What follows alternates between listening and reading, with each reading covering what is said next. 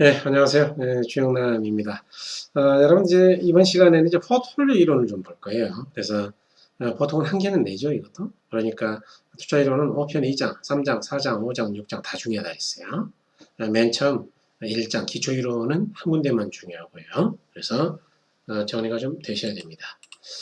자, 이 포트폴리오 이론인데, 자, 일단 포트폴리오 많이 들어보셨죠? 개념이 뭐예요? 분산 투자, 분산 투자. 내가 가진 돈을 한 군데 투자한다고요? 여러 군데 나눠 투자한다고? 나눠 투자하는 것.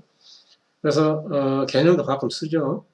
자, 포트폴리오 이론이란 자산이 하나에 집중되어 있을 때 경우에 발생할 수 있는 불확실성을 제거하여 제거하기 위해 여러 개의 자산을 소유함으로써 불필요한 위험을 제거하고 안정된 결합 편익을 획득하도록 하는 자산관리 방법 또는 원리다.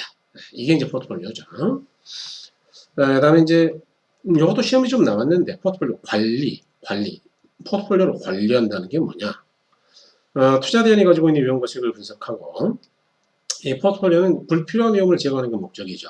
그래서 위험을 제거하고 최선의 결과를 얻을 수 있는 조합을 선택하기까지의 과정을 관리를 합니다. 자, 이제 지금부터 우리가 포트폴리오 관리를 공부해 볼게요. 네.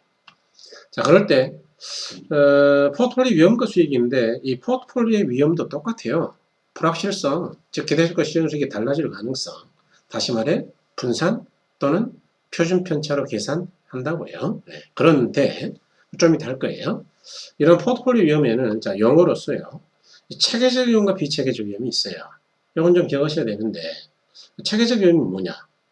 체계적 위험이란 시장의 힘에 의해 야기되는 위험으로 이자, 경기, 인플레 등 시장에 있는 모든 부동산에 영향을 미치는 피할 수 없는 위험이다. 다시 체계적 위험은 우리가 포트폴리오를 구성하더라도 피할 수 있다고요? 없다고요? 없다. 네. 비체계적 위험은 뭐냐? 비체계적 위험이란 개별적 부동산의 특성으로부터 야기되는 위험으로 투자 대상을 다각화하여 분산 투자, 포트폴리오 투자를 하면 피할 수 있는 위험이다. 그러니까 비체계적인 건 피할 수 있어요. 그러니까 체계적인 건 피할 수가 없다. 시험에서는 써먹죠. 다시 말해서 여러분은 이제 이 그래프를 보시면 여기서 좀 눈여겨봐야 될 게 여기가 자산의 수죠. 자산. 여기 종축 위험이죠. 네, 위험. 자, 그럴 때 자산의 수가 늘어날수록 이렇게 늘어. 5개, 10개, 15개, 20개 이렇게 늘어요. 늘어날수록 위험은 점점 아래로 내려가는 거 보니까 줄어드네, 이거. 이렇게 줄어요. 이제 일반적으로 주는데, 준다고 해서 제로까지 줄지는 않아요.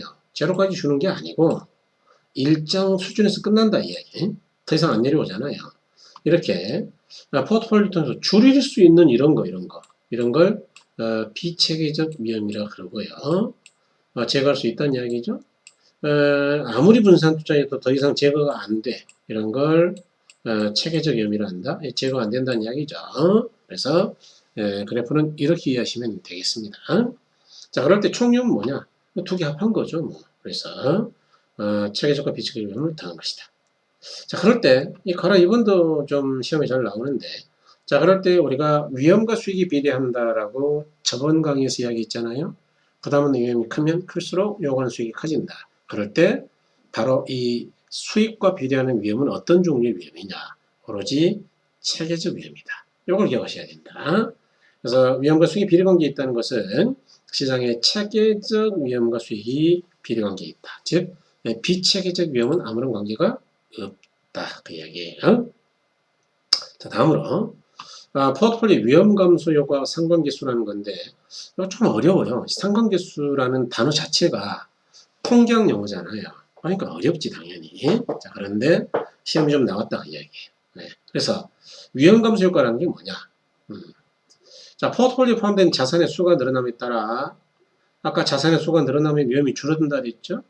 포트폴리오 위험에 대한 개별 자산의 위험의 영향력, 즉 비체계적 위험을 감소한다.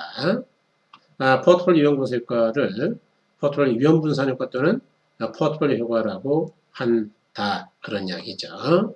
자, 예를 들어 볼게요. 아까 여러분 그래프 기억나시나요? 자, 여기 위험은 자산의 수가 증가할수록 늘어난다 그랬어요? 줄어든다 그랬어요? 줄어들어.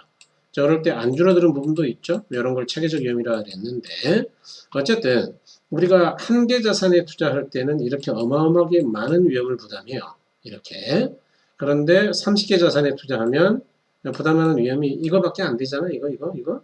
그러니까 이렇게 분산 투자를 하기만 하면 일단 위험이 줄어요. 이런 걸 포트폴리오 위험 감소 효과, 다른 말로 포트폴리오 위험 분산 효과, 다른 말로 포트폴리오 효과라고 한다. 세 개 다 시험에 나왔어요. 그럴 때 이 상관계수라는 건 뭐냐? 우리가 분산 투자하는 자산이 A랑 B가 있다고 치자. 그런데 그 둘이 얼마나 밀접하게 상관이 있냐 그 이야기예요. 상관계수는요. 플러스 1에서 마이너스 1 사이 값이에요.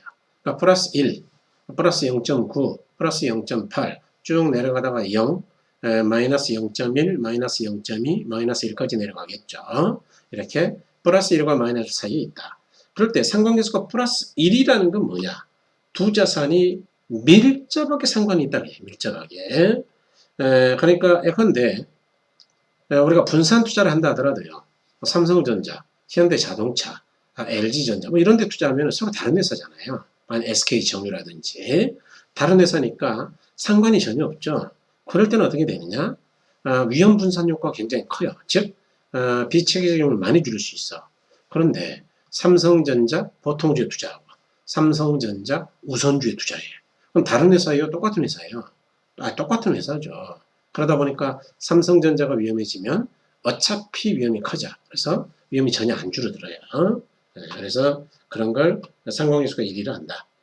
자, 상관계수가 1의 값을 갖는 경우 포트폴리오 구성한 두 자산의 수익률이 똑같은 방향으로 움직여. 즉 우선주가 올라가면 보통주도 올라가겠죠. 똑같은 삼성전자니까 같은 방향이죠. 내려가면 둘 다 내려가겠죠. 폭삭 망하네. 그래서 상관계수가 마이너스 1의 값을 갖는 경우에는 포트폴리오를 구성하는 두 자산의 수익률이 서로 반대 방향으로 움직인다는 이야기다. 예컨대 요즘 유가 하락으로 정유사들이 힘들어요. 수익률이 떨어지죠. 근데 반대로 바이오 쪽이죠. 예컨대 진단 시약 만드는 회사는 수익이 늘어 오히려. 반대로 움직이잖아요. 이렇게 이런 걸 전혀 상관이 없는 회사다. 마이너스 1이다. 라고 이야기한다. 요거 개념 자체가 시험에 몇 차례 나왔죠. 자, 그러므로 결론은 뭐 시험에서 당연히 써먹을 거야. 그러므로 두 자산을 이용하여 포트폴리오를 구성한다 하더라도 상관계수가 플러스 1의 값을 갖는 경우에는 위험은 전혀 제거가 안 된다고요. 어차피 망할 때는 폭삭 망해. 아까 삼성전자, 보통주, 우선주 이런 거죠. 그런데 마이너스 1의 값을 갖는 경우 예컨대 진단시약을 만드는 회사 바이오젠 같은 하고 SK정유 같은 경우 전혀 다른 회사죠. 그러다 보니까 위험이 완전히 제거된다. 즉 SK에서 손해봤다 하더라도 바이오젠에서 이익을 볼 수가 있다. 그 이야기. 그래서 4번에 결론적으로 포트폴리오 구성 자산들의 수익률 분포가 완전한 음의 상관관계. 완전한 음은 마이너스 0.8도 아니고 마이너스 0.9도 아니고 마이너스 1일 때를 이야기합니다. 마이너스 1. 완전한 음의 상관관계 있을 때 자산 구성 비율을 적절히 조절하면 비체계적 위험을 완전히 줄일 수 있어요. 그럼 이제 부담하는 위험은 체계적 위험밖에 없겠네. 그래서 이렇게 된다 이야기죠. 그래서 이렇게 좀 정리가 되셔야 되고요. 그다음 이제 포트폴리오 수익은 같다니까요. 아까 우리가 위험과 수익의 관계를 이야기할 때도 계산을 해봤잖아요. 포트폴리오 수익도 똑같이 계산하는 거예요. 포트폴리오 수익률은 각 자산의 수익률과 구성 자산의 투자 비중, 확률을 대신 비중 쓴 것밖에 차이가 없죠. 이것들을 가중평균해서 계산한다. 다시 말해 평균이라는 이야기죠. 예로 어떤 투자자가 자산 A, B에 반반 투자하고 이 경우 A의 수익이 10%, B의 수익이 20%다. 그럴 때는 10%의 절반 벌고 더하기 20%의 절반 본다 그 이야기죠. 그래서 15%가 된다. 다시 말해서 이걸 표로 제가 그려볼까요? 이런 이야기예요 지금. 여기가 A, 여기가 B죠. 여기가 B. 그럴 때 수익이 10%, 20%다 그 이야기죠. 여기 10, 여기 20. 그럴 때 투자 비중이 이게 다른 말로 확률인데 50대 50이다 그 이야기죠. 50%, 50%. 그럴 때는 어떻게 하면 되느냐? 각각 곱이고. 그래가지고 시그마 해버리면 돼요. 시그마. 그러면 10의 절반이 얼마? 5. 20의 절반이 얼마? 10. 다음은 얼마요? 15. 5 이렇게 계산하시면 된다. 그러니까 모든 평균은 각각 곱해가지고 더하면 된다니까요. 그래서 어려울 거 하나도 없다. 그래서 그렇게 생각하셔야 된다. 그 다음에 이제 위험과수익의 측정은 조금 쉬었다 할게요. 이거 워낙 중요하거든요. 그래서 너무 길어져가지고 집중력이 떨어지면 안 돼. 조금 쉬었다 뵙겠습니다. 고맙습니다.